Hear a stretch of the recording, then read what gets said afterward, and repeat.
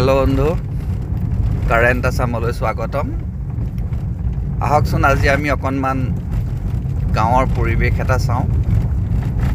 গাঁৱৰ যিটো সেউজীয়া পৰিৱেশ, আমি সেই পৰিৱেশটোৰে গৈ আছোঁ। চাওকচোন আমি ক'ত ওলামগৈ। এয়া গৈ আছোঁ আমি।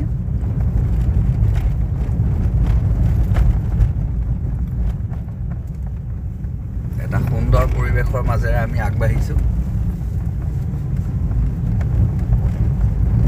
আপুনি অকণো স্কিপ নকৰাকৈ মোৰ ভিডিঅ'টো চাই থাকক।